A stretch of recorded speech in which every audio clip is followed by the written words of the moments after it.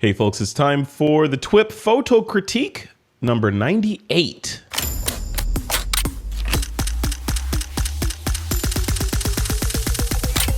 This is TWiP. Hey, welcome back to another TWiP Photo Critique. I'm here with my buddy, partner in crime, and fellow nitpicker, Mr. Troy Miller.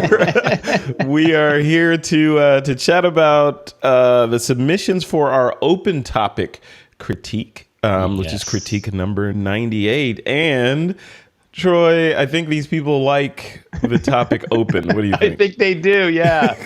We try to be all clever. I've got like a list of 100 topics that we've worked out, and they clearly like open. So yeah. Well, makes sense. Well, in the vein of that, since we're closing in on number 100, which we said we're going to reveal what the new format of these critiques is on that show.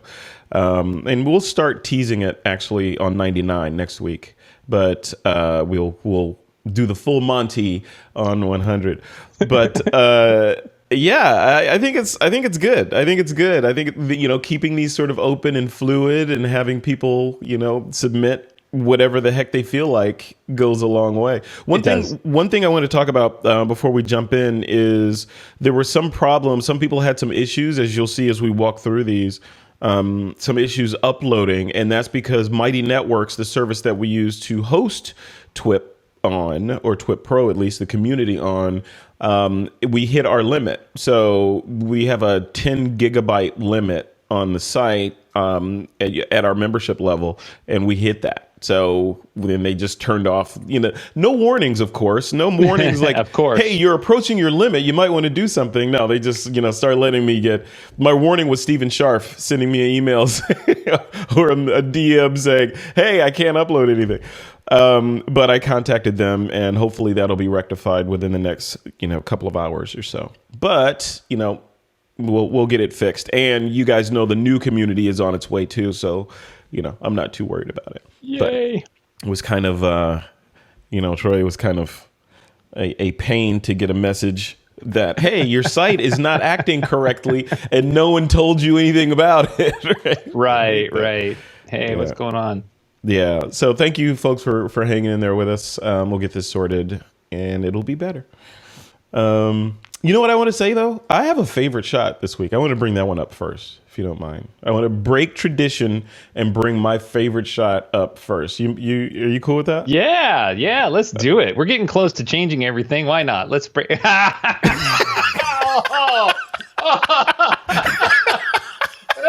That's so bad. You took that off our Christmas card or what? This was a scan from your Christmas card, buddy. Oh my God. That's out of context. That's terrible. Oh. You said it was open. This is my submission to the open critique. I call it the mullet. Oh, yeah. I was not happy. I was not having a good day. Oh, my gosh. Oh, okay. Give us a story behind this photo. And look at that. Hey, look at little Kira. Kira's a little jelly bean down there. Oh, Kira's like 3 months old. Maybe not even that, right? Like a month and a half, 2 months old. So there was no sleep. We did not sleep for like the first year. Kira didn't sleep. So we were ragged. We were tired. And then this was during like at Christmas, and my mom's like, hey, we need to do family portraits. And I'm like, really? This is what we're going to do? So I got my Hasselblad set up. In my right hand, I've got a remote to trigger it. Oh. Yeah, so this is what's happening. Like, I did not want to be there. I just want to go to sleep, Wow, that is awesome. I love that intense blue steel stare of yours. That's amazing. Yeah, that's great. I have a feeling there's a leather jacket or a members only jacket just off camera right there. Maybe there may have been. Yeah, with the collar popped up. I know. It was shortly after this I realized I did not like shirts with buttons and collars, so I switched to t-shirts. Oh, nice. Look at that. Margie what a changed rat. a bit. Look at Margie. She's not changing at all. I love it. No. Very cool. Awesome. All right, I thought I'd surprise you. Never with that. trust you again. I figured. Hey, well, you put it out there. You sent that through the mail system. That's fair game. Come on. I did. So what I was going to say is the context of that image is that my daughter, who's a designer, said, "Hey, I want to create like a really fun Christmas card. Let's do something a little cheesy." So we found that really old photo, and then on the back there's like pictures of us. Yeah, so the card has tons of like foil ovals around our faces on the back, and it's great. It's great. It's super cheesy. Never did I think that my buddy Frederick would pull that out during a critique, but of course, that's why I did it. Fair enough. Yeah, that's why I did it. All right, cool, man. Well, enough fun and games. Let's dive into the that's awesome. To the real photos here. You never know what's going to happen on these critiques. Oh my gosh. All right. So like I said, we're at our upload limit, at least currently. So Karen Sweeney found a way around it. So she uploaded to her Amazon account, to her Amazon Cloud Drive account. And so we can share that image still. She says that she wanted a close-up composition of these guys. She took a few shots before trying to edge closer. A wise tip I heard on the web. They flew just after. Canada geese are naturalized in Scotland, and this crew were kind enough to angle their heads in a pleasing way. She shot this on her Nikon D500 with a 200 to 500 millimeter lens at thousandths of a second, ISO 1100 f/6, fully zoomed in at 500. All right, let's take a look. So I've got this open in a tab here. Here we go. Look at that. Look at those guys. Yeah. I look confused. You should have named Karen, you should have named this one U.S. Congress. Or the Senate or something. Oh my gosh. It's going to be one of those episodes, folks. It is. It totally is. I'm on a roll here. Man. I you know what? I love the compression of those long lenses. Like I don't have a lens that long, and then putting that on like a D5, that's pretty, or D500, that's pretty awesome. Mm-hmm. I mean, I love the balance. I love the composition. Yep. I'd probably crop down from the top a little bit. I think we have too much tree. Okay. Right. Yeah. I thought you were going to say something about that. Something about the sort of the tree baseline, I guess, which is kind of the horizon, I guess, de facto is right in the middle. And I was going to ask you if that bothers you or not. Should it be slightly off, i.e., crop the trees down or crop up or something? Yeah, I mean, if you think about it, like you've got this portion of image, right? And it's split right in the middle, and your subject is on the lower half. So half of your image really isn't storytelling. So why not just crop half of it out and then bring the viewer's focus on your subject even more? Mm-hmm. So yeah, I mean, it's a very minor thing. I mean, you got your subject. They're in sharp. Composition's beautiful. And I love also, and maybe this is just weird to me, but I love how you've got like these pairings. Right. And then you got that one that's just sort of by himself on the left. Hey, that was me at prom right there. Yeah. Yeah. That's awesome. What do you think? Does the color help this? Or would you have dropped the color out and gone with sort of a high contrast to your crisp black and white? I don't think this would do well in black and white because your greens are going to go gray, and you could push those a little bit if you wanted to play with them. And then, of course, the geese themselves are going to go gray.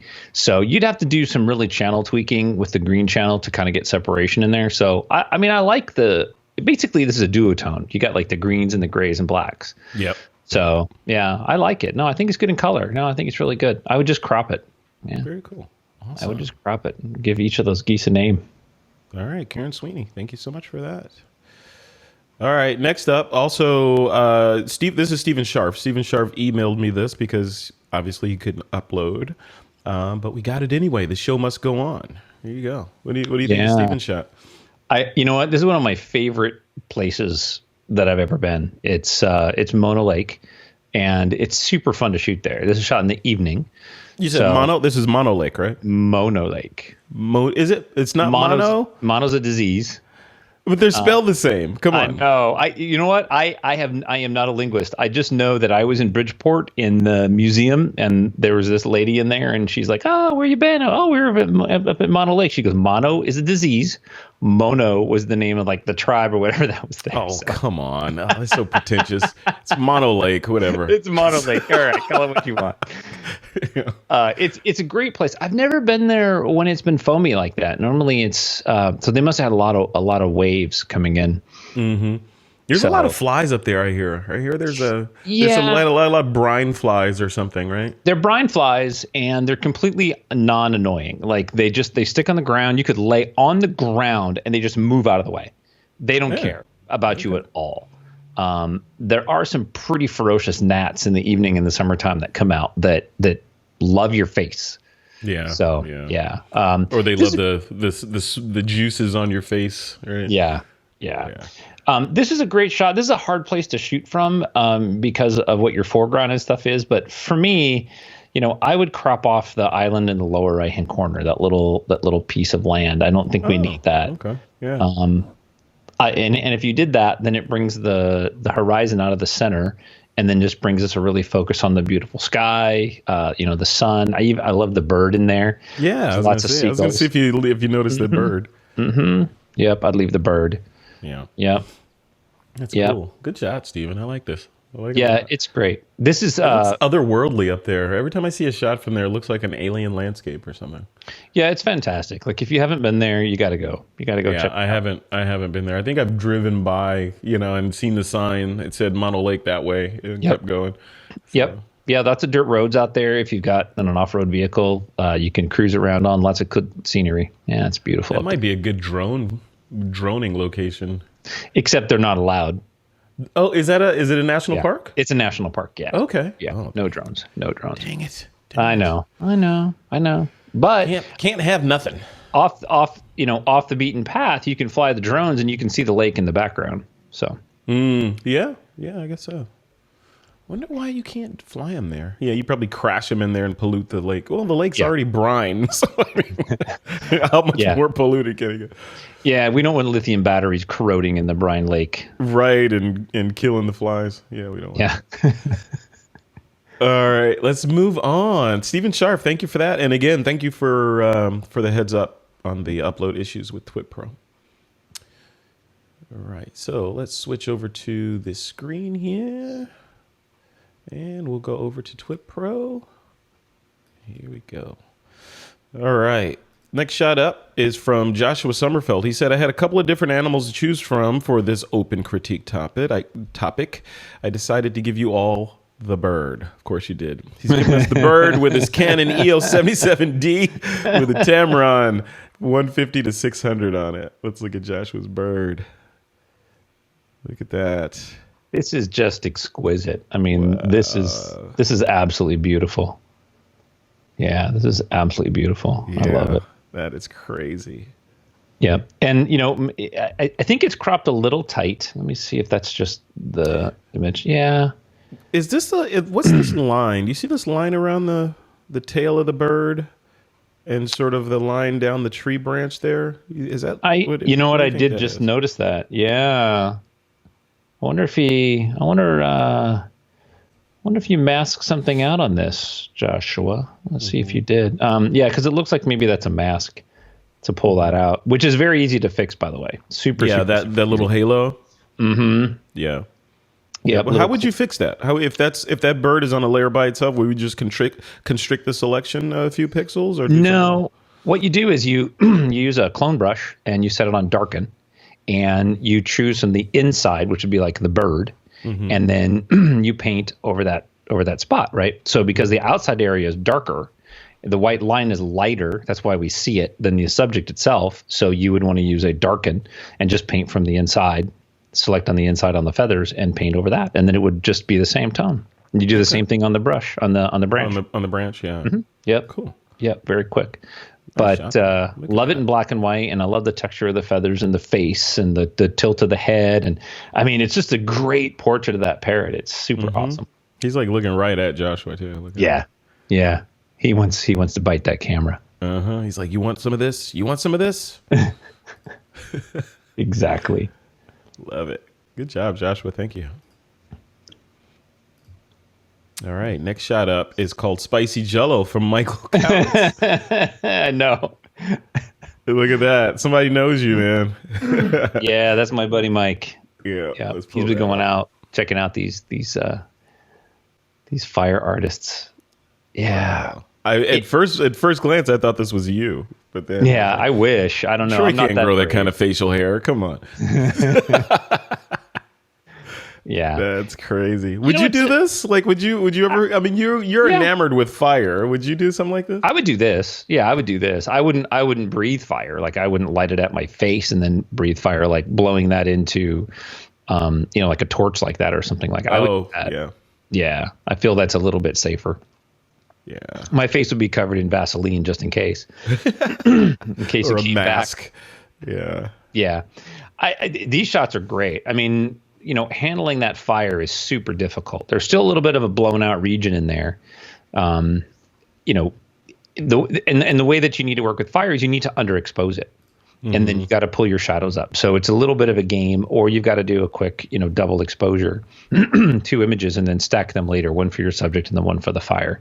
Yeah. So, yeah, fire's tough, but I love the composition of this. This is great. Yeah, well, shooting any light source is tough, right? And getting something other than the light source in the frame.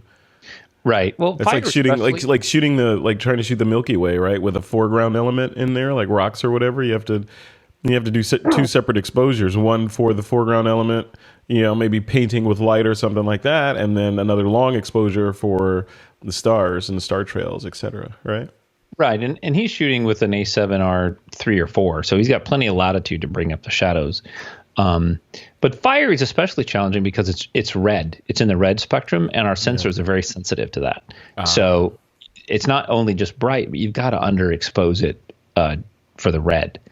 So, interesting. Yeah. This would look cool in black and white, probably. Oh yeah, this would.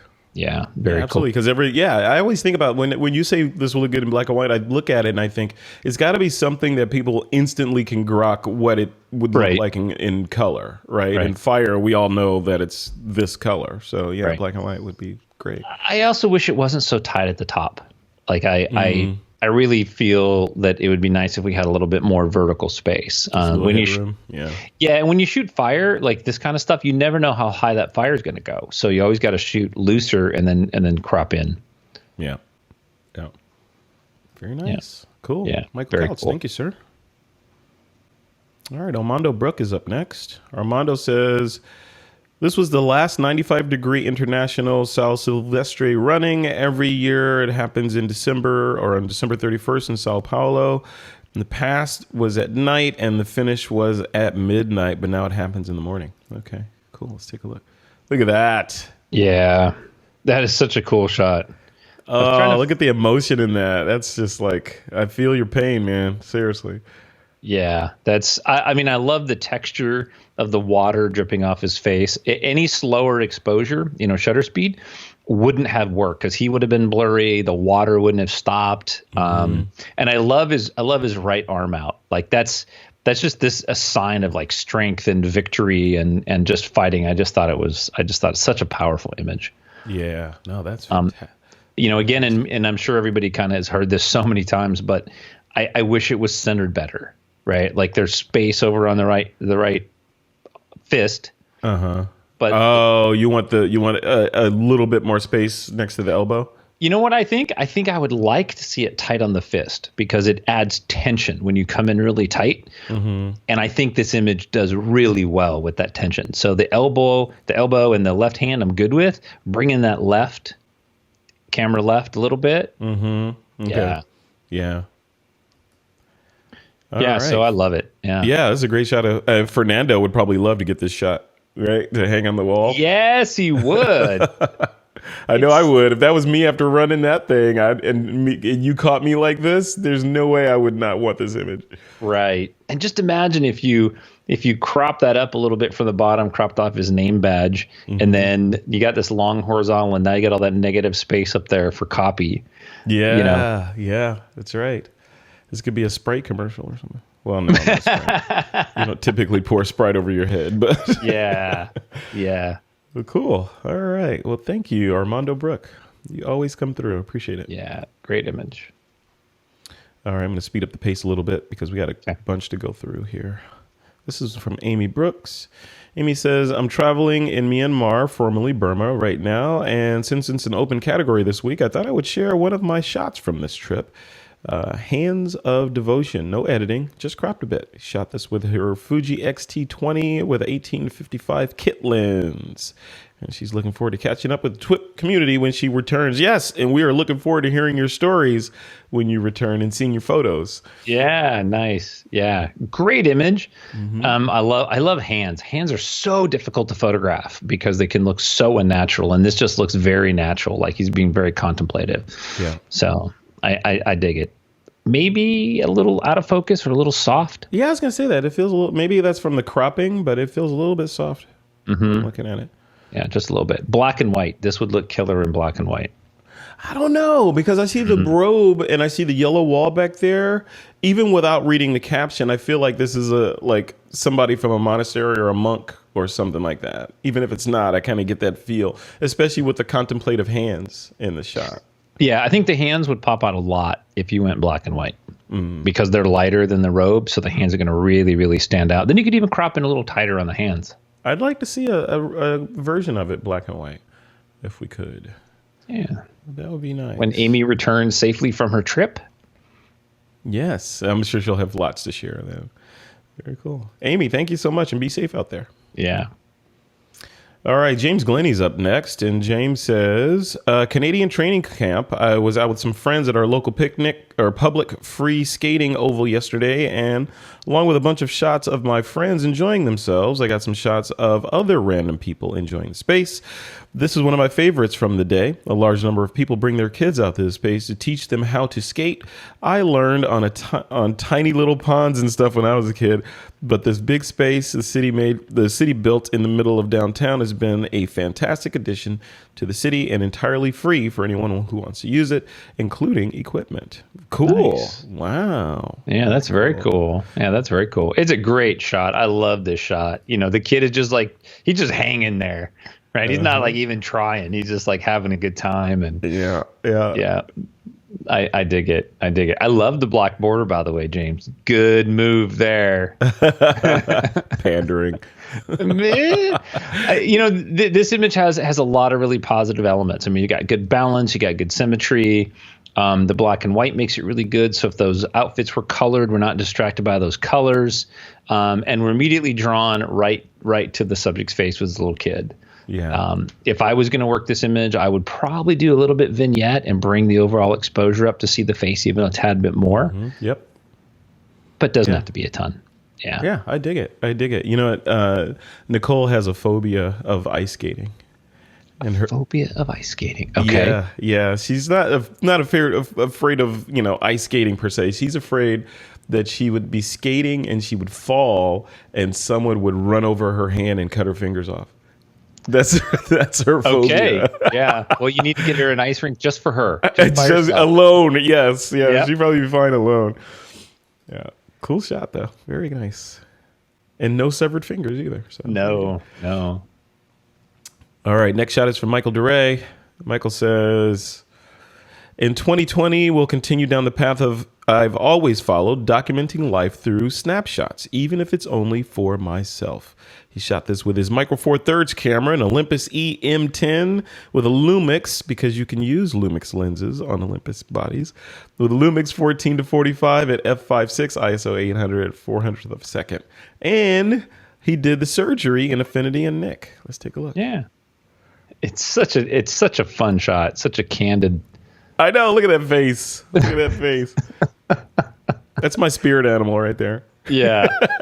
I'd probably bring the overall exposure up a little bit. It seems a little flat, just to give a little bit more, maybe do some dodging in the puppy's face. But other than that, and at first I wasn't sure if I loved the shadow with the fan, but in reality, I think the more I look at it, the more I really like it. It's sort of an odd, quirky extra element in the image that just makes it super fun. This, it seems like, yeah, I agree. And it seems like you could take this one from candid, which it is now. It's a great candid, to portrait / art, fine art or whatever, without that fan in there and without that little, I think that's like a bit of furniture in the bottom right-hand corner. Right. Crop that out to make the major elements just the dog peeking through the curtains, off center like that.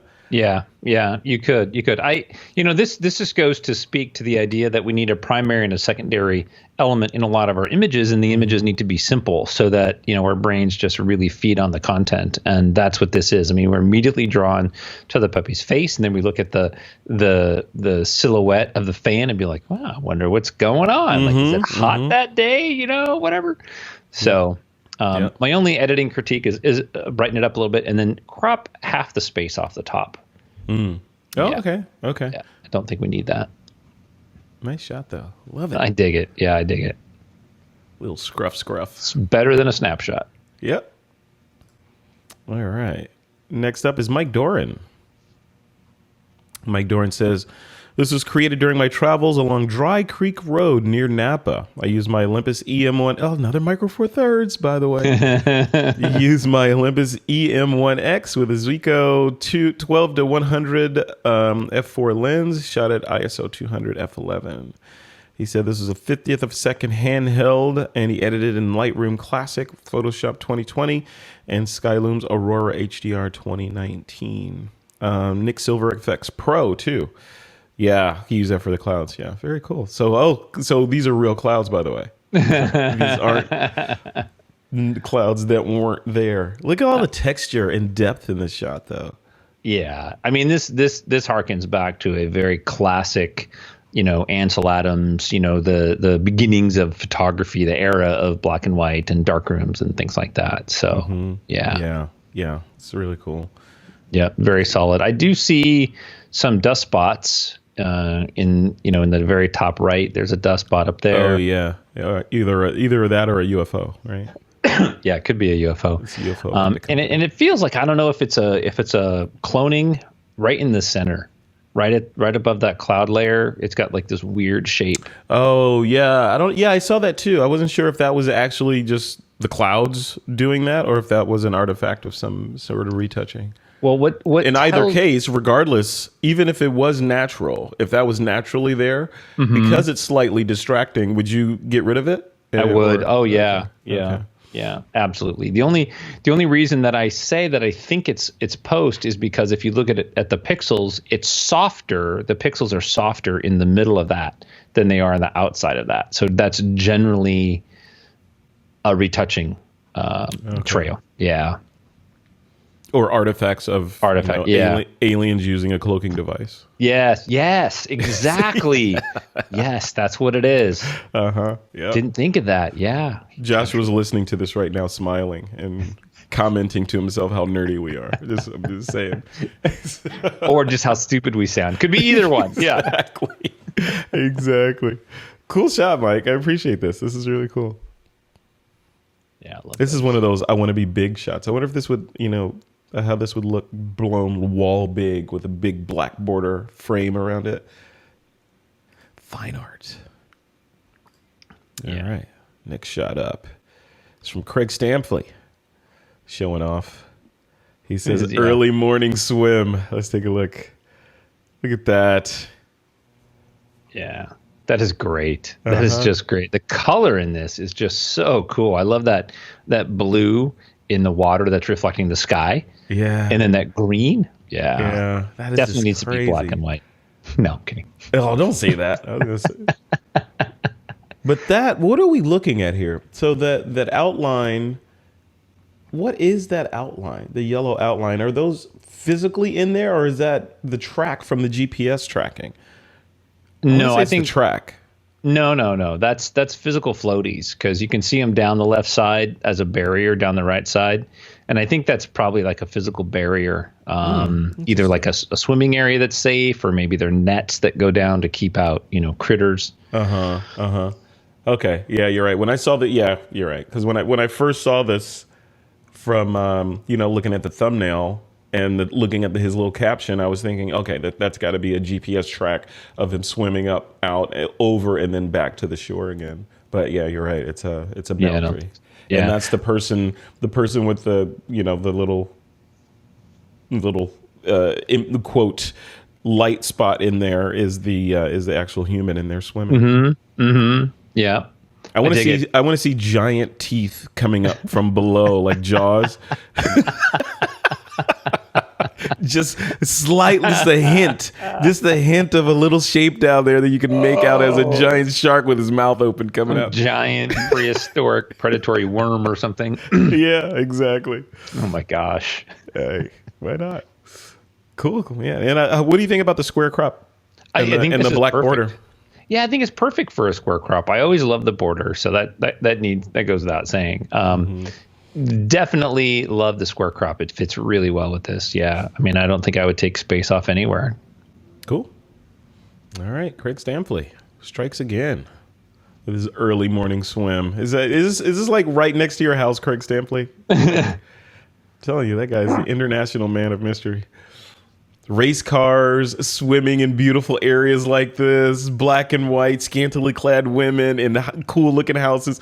Come on. Right. He's got to be James Bond. Mm-hmm. All right. Mark Harris is up next.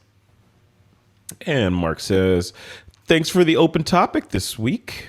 This is an abstract art image, part of a long-running series. In this photograph, I was experimenting using a fisheye lens. Shot it with a Nikon D850 Samyang 12mm f2.8 at f11, 1/125th of a second at ISO 200. I used one studio flash with a grid and barn doors and a black seamless backdrop. In order to get this effect, I was very close to a trusting model and working hard to keep my feet out of the frame. Oh, he was right there. Yeah, 12 millimeter. That's always tough. Yeah, 12 millimeter on a full frame. Wow, look at that. Yeah, I've got I got a 16. I think is the widest that I have in my fisheye. So love the fine art of this topic. I know Mark does a lot of these. This is great. This is really great. The lower left corner, I can see a little bit of the back of your subject's head, which I think is nice, because if you look up nice and close, it looks like hair, right? So I dig that. Yeah. Yeah, I'm trying to look. Is this just my monitor? You see the subject's knee at the bottom? I think that's a knee. Yeah, that's a knee. See in front of the knee, there's sort of like a pattern of something. Mm-hmm. What is that? That feels like that's fabric to me. And there's also sort of a mask. If you go further out, it looks like Mark, like you tried to paint out the background and didn't get all the way to the right, and then up to the right of the subject.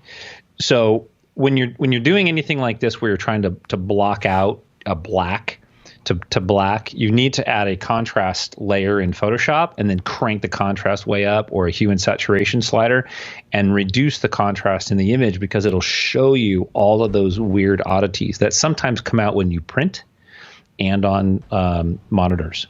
Yeah. And I've had this problem where I've printed some of my seaweed stuff that I've cleaned up the background, and you can clearly see my clone marks. Yeah. Because when you print. Yeah. Yeah. I went black, and it wasn't pure black. So you can see that discrepancy, but sometimes on monitors you can't see it. So yeah, so you make a test print and then go back and get it ready. Yeah, just to the run left that too, right by the subject's butt there. There's some artifacts there. You see that? Yeah. Yep. Easily fixed, all easily correctable. Yeah, I don't know if it's still available, but Aaron Nace had a layer action that he had given away for free for a long time that you run, and it separated your image into hue, saturation, and then different brightness layers. And it was it's the most amazing tool I've ever used, because you can just go through and turn those layers on and off, and you can see all those different things sort of isolated. And it's a really, really great way to check your image for artifacts as well. So. Very cool. Yep. All right. Nice shot. Love it. That's one of my favorites. Mark Harris. Great job, Mark. Always love those images. All right. Coming up next is William Banach. And William Banach says, potassium ferrocyanide. It sounds scary with the cyanide part, but it's a simple salt when prepared on a slide and makes for interesting observation. As a kid, I marveled at this in chemistry class. I've been working to achieve this sort of observation and image capture for the better part of 7 years, and I think I'm starting to dial things into an acceptable level. I present K3, I don't know what that is, some sort of formula, crystal, at 100 times magnification through an Olympus BX41 microscope with DIY cross-polarized filters, captured with a Nikon D850, 231 image stack. Jeez, 231 image stack, fine focus, tuned by hand or turned by hand. Wow. So this isn't like an automated 200. This is him physically taking 231 images and pressing the button. Wow. Holy crap. Because, some Panasonic cameras and other cameras will do that focus stacking where they'll scan the image and just do a bunch of images at different focus points and then put them together so you can pick later or stack them. Yeah. This one, he did by himself. This is Don Komarechka level stuff here. I really hope that, that William, you're going to have a show someday in a gallery that we can come and look at these printed at 40 inches or bigger. I just have more questions than than anything else about the process. Yeah. I will say it's beautiful, and I love abstract. I mean, I'm a big fan of abstracts. I've made an effort to try to photograph a lot of my own stuff. Not to this extreme, however. SpicyJello.com. Yeah. I haven't put any of my failures up there. So, but this is extremely cool, and it's deceiving because it looks like it's just completely flat. So you obviously stacked it for a reason, and that's what I'm not sure about. Like, is this thing 3-dimensional in some way? And if it is, how could we show texture in it? Was it stacked because it's on a flat surface that you were on an angle, and so you wanted to be able to see across the whole subject?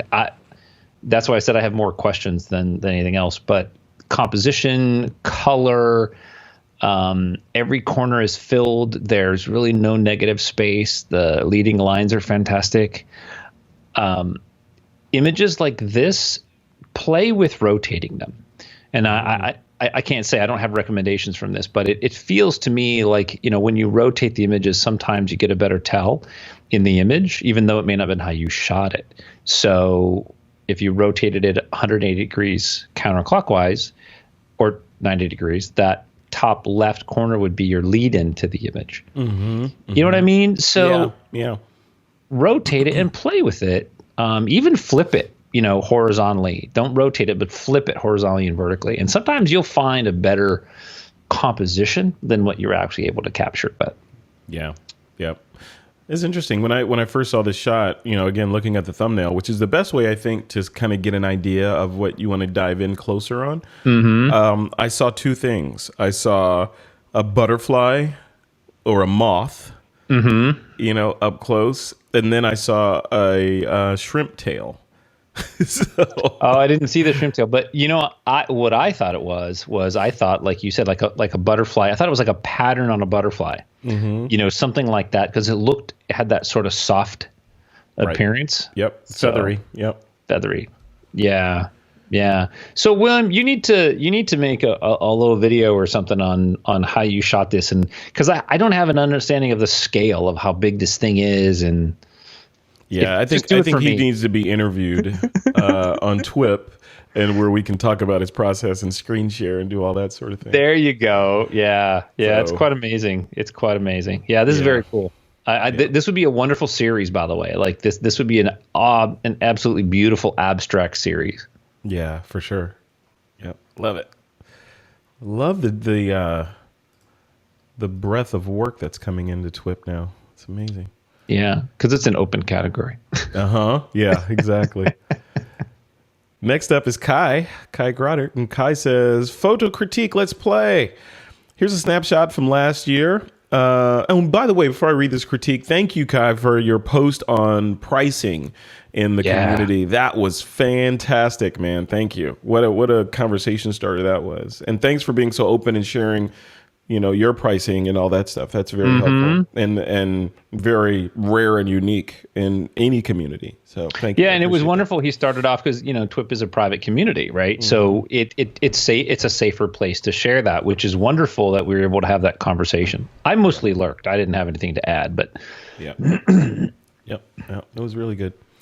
But he says, photo critique, let's play. Here's a snapshot from last year. This is one of the photos that would be hard to stage, but it perfectly captures the moment of play.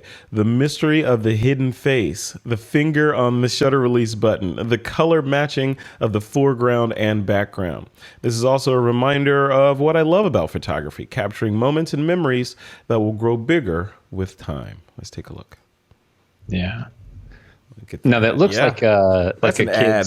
That looks like a Target ad right there. It totally does. It does a little bit, yeah. The color harmony is fantastic. Yeah. What I'm curious is like, was there a digital photo captured in that camera of Kai taking the photo? Oh yeah, right? That would be killer. Yeah, those would be amazing to see. Compositionally, I love this. I'm the even negative okay. Space is perfect. Yep. Yeah, I'm okay with that. Like, oftentimes you might feel like, oh, I need to take that out, but in this case, it feels like you're in a room, right? And I feel really good with that negative space. I challenge myself with negative space all the time shooting, so that's why I focus on it a lot.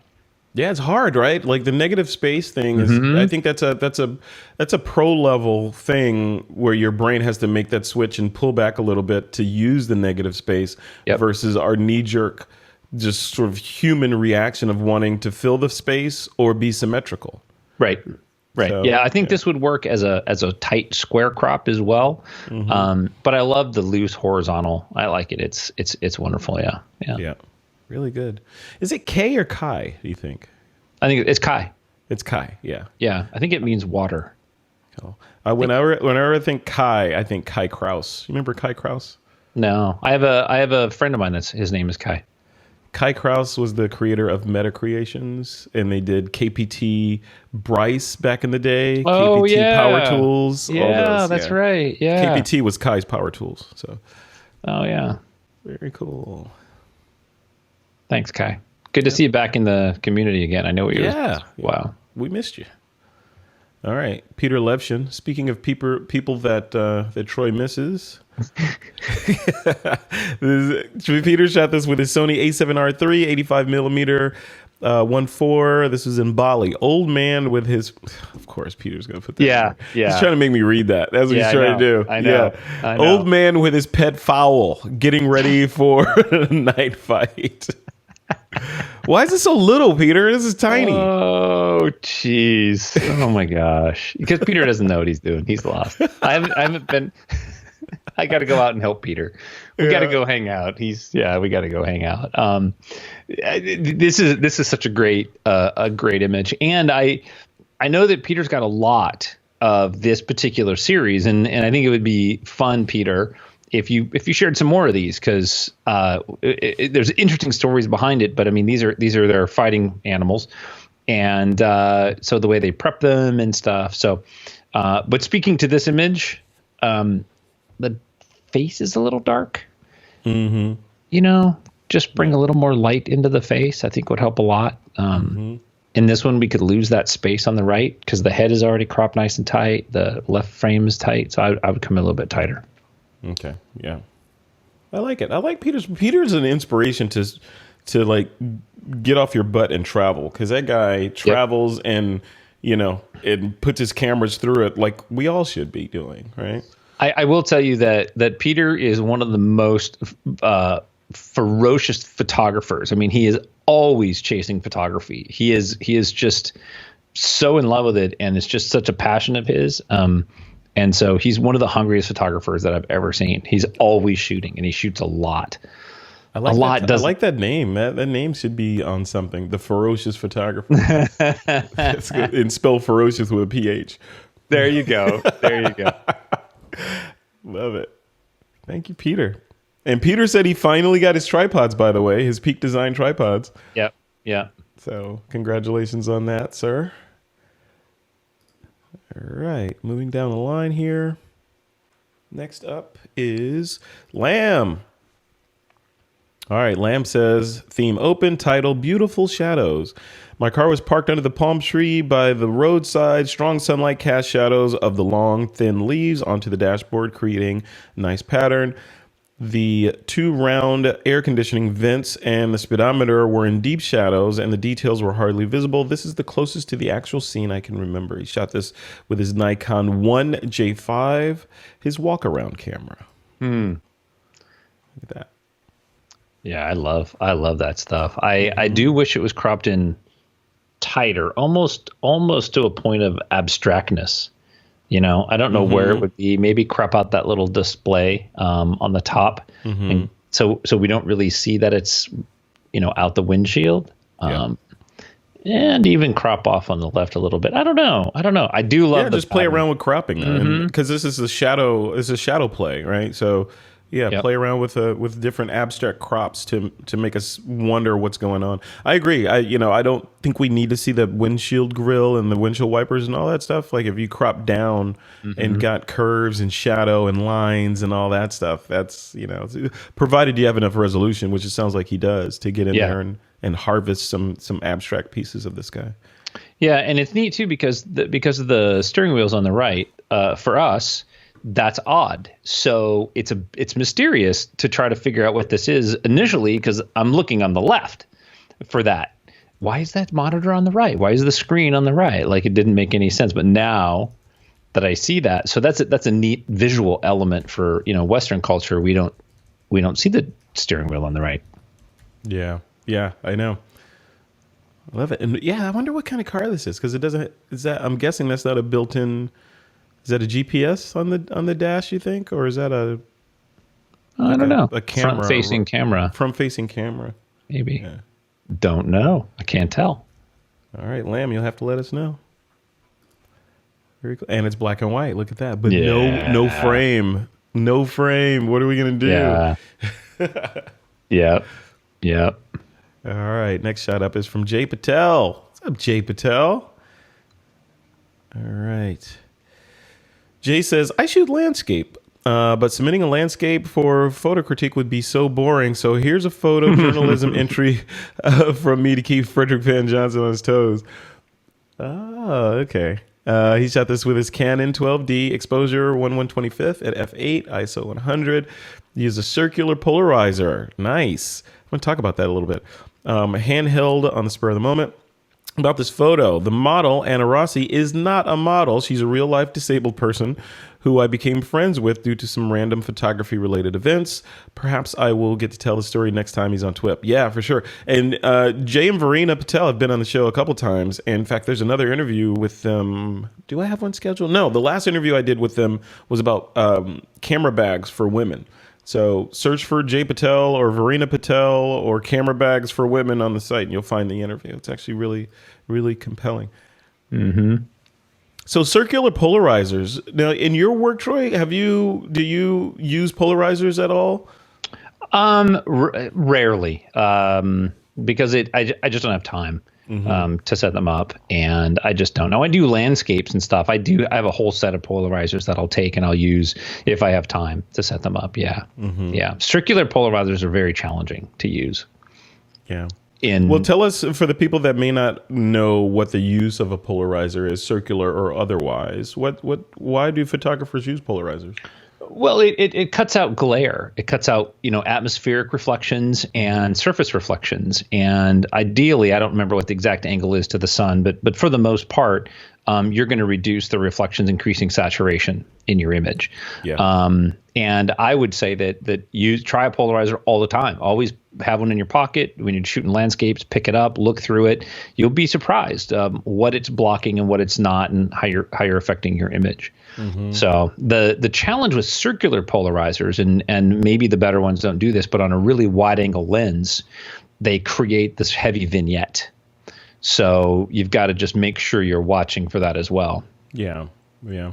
And when I was in the military, we went through this whole segment on polarizers, when and how to use them and what they're for. And the main thing I remember from that was, like you said, they're ideal for removing reflections. So if you're trying to shoot something or someone through a window and there's a glare there, you can remove the glare and get through the window, because you're restricting that angle of light from getting to your camera, allowing you to see through the shiny thing. And then the other thing is to saturate colors more. right? For example, shooting skies, you can make the blues pop out more. I don't know if that's so much of a factor these days, since we can do a lot of that in post and pump up the saturation and clarity, etc. But if you want to capture it as close as possible to, in camera, to making it look better, it's almost a Californian photographer prerequisite, right? Yeah, to darken the blue skies. You do have to be careful when you're using a polarizer on the sky too, because it can make one half the sky really dark, blue, and then the other half not so much because of the angle of the light and the reflections from the atmosphere and stuff. So yeah, play with them. And they're definitely powerful. And about this shot, what do you think about this shot? The composition of this shot, and the disabled person on the beach. What do you think of the overall concept? I think the storytelling on this image is fantastic. I love the wide angle that's being used. I think that it's just, it really sort of makes us feel like we're in this space. Maybe she was there watching the beach and we walked up on her and she kind of turned her head. It feels like a realistic spacing. Right. So it feels to me like this is wonderful storytelling. Yeah, absolutely. Yeah, I can build any number of stories around this image in my head. Yeah. The little smile on her face. I mean, you finally arrived with lunch. Thanks, Or she comes out here once a year because, what put her in this chair was an accident and somebody else that was in the car didn't make it. And she comes out here to spread the ashes or something like that. Right. Yeah. Lots of stories. Yeah. Lots of stories. Compositionally, I think I would feel better with the left side cropped off between the little rock and the big rock. Because I really like the idea that we've got those two vertical pinnacles of rock and then her. She's like the third pinnacle. Sort of like there's a pattern there. So yeah, I think the left side, we don't need as much of that left side. Yeah, or leave it for text. Preference, or leave it for text. Yeah, because she's facing into it, a little rectangle over there with a 10% white opacity in there with some text on top of it. Done. Yep. So you gotta think for the long game. I think about portrait sales. Exactly. There you go. Thank you, Jay Patel, and yes, please do come on TWiP again when you guys are ready. Just let me know. Yeah. Great image. All right, Michael Rhino is up next. And Michael says, as my open topic submission, here's a photo of a drake wood duck that I took in October of 2019 at a local pond in Littleton, Colorado. The leaves were turning yellow, which provided the colorful reflection on the water. Shot this was Nikon D750, Tamron 150 to 600, racked out to 600 millimeter, f6.3, 500th of a second, ISO 400. Let's take a look. Look at that. Come on. Oh, yeah. Love that color. On Golden Pond. Yeah. I would, these are one of those kind of images that it's nice to have leading lines and it's nice to have some space in front of the subject, but I think this is too much space to the left and below. So you have your subject entering almost dead center horizontally and then really far to the right. So it feels oddly balanced to me. So just bring the crop in all the way around a little bit tighter. But I realize like when you're playing with reflections, like you really want to show off those reflections. And sometimes that's tough. Yeah. The way this image is this is a photo of a reflection with a duck in it. Right? Yeah, I hear you. Yep. But still, it's really interesting. I'm just staring at the shot. I love it. Yeah, it's cool. It feels a little soft. I don't know if that's just Mighty maybe compressing it a little bit. It just doesn't feel. I'm not really seeing texture. Because we saw the shot of a bird from Joshua. Joshua gave us the bird as well. Yeah, he gave us the bird. Yeah, two. We got two birds today. What's going on? One for each of us. Yeah, and Joshua's was tack sharp. So yeah, this may be. Yeah, maybe a little soft. Who knows? Yeah. Interesting. All right, very cool. Love these shots. Good job, Michael. Yeah, I love those colors. Excellent job, sir. Excellent. All right, so we have some work to do, man. It's always a challenge. We got to figure out who is the best of all these. I have my sneaking suspicion of who I think isn't fair. Well, it's not. Yeah, best is the wrong word. Best is the wrong word for this. Well, this is favorites. We don't say best. Yeah, we say our favorites because there's a lot of there's several in here that should be number one. It's hard to pick one. Right. We have to get down to the nugget, the nitpickery of which one is technically correct, which one has a storytelling element, which one is pleasing to the eye, and all that other professional stuff. So yeah. So I think we came up with the same one. Yes. I'm going to bring it up on screen now. Drum roll, please. And Jay Patel. Yay! Yep. I was there. I love it. The storytelling is just fantastic on that image, and I love the space and the expression, and it's so clean too. The water's super clean. There's no artifacts, no dust spots that we can see. Those technical things are all super, super tight. Yeah. And he uses circular polarizer, so he gets bonus points for that. Yeah, absolutely. And give us an opportunity to explain what circular polarizers are all about, and why you might want to consider one. Yeah, right. I'm just wondering, what's a Canon 12D? I don't think I've ever heard of that. Is that what he said this was shot with? Yeah, I don't think it's a 12D. Maybe a 10D. Yeah, maybe. Well, that would be really old if it was a 10D. Yeah, right? That's like the first. Wasn't that the first Canon? Yeah, it was the first digital camera. Yeah. Yeah. Hey, who cares? It's a camera's a camera. Yeah, I shot a lot with it. It was very magenta. But, was it? Yeah, a lot of magenta. But yeah, with that postage stamp screen on the back. Yeah. Hey Jay, let us know. Do you have a prototype Canon 12D that you shot this with? Yeah, baby. Let us know what's going on here, man. Cool. All right, and I want to encourage you. Let me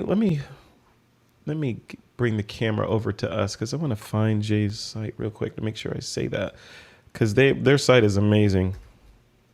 Jay Patel, searching for you. There you are. No, there's a lot of Jay Patels. Jay Patel photography. That's what you have to look for. That's why they go by Jay and Verena Patel. Let's see. Here we go. Yeah, so her site is for photography by Verena. There it is. Visualwilderness.com. That's what I was looking for. Let me bring this up. So this is their website here. Visual Wilderness. They do a lot of training courses and all kinds of cool stuff on this site. Yeah, it's pretty epic what they do. They are machines. They are an inspiration for photographers because they travel to go to places, to create the content for the courses that they're building. So they make the effort to book the ticket to go to these exotic places, to put themselves in the challenging environments in order to get the shot. So I think wow. Yeah, that's really crazy. I did not know that. Yep. Very good. Look at this. Look at these shots. Mm-hmm. Look at that. Yep. Nice. So definitely go check the site out. Visualwilderness.com.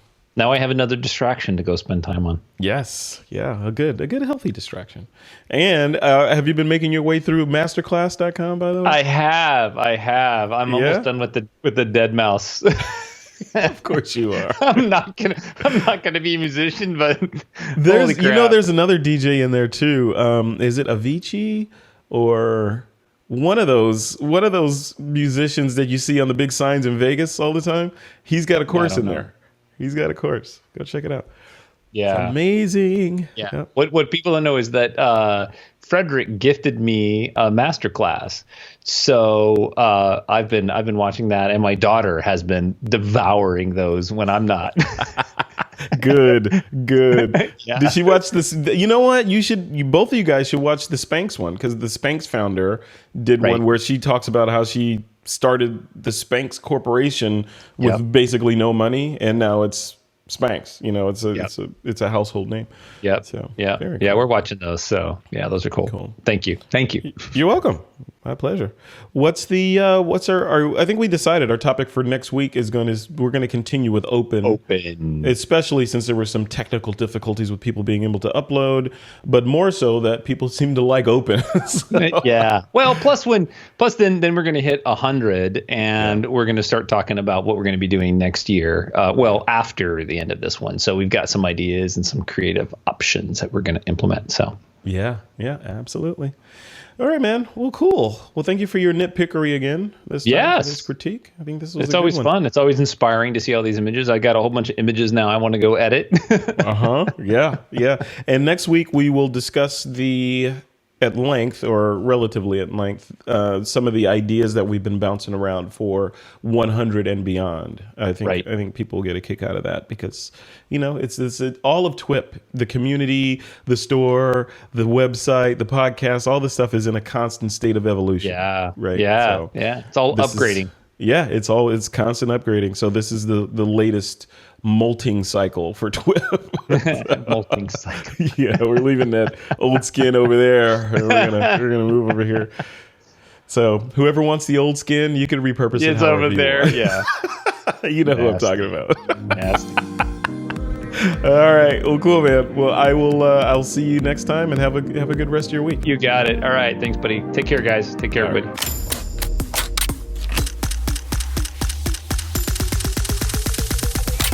This is TWiP.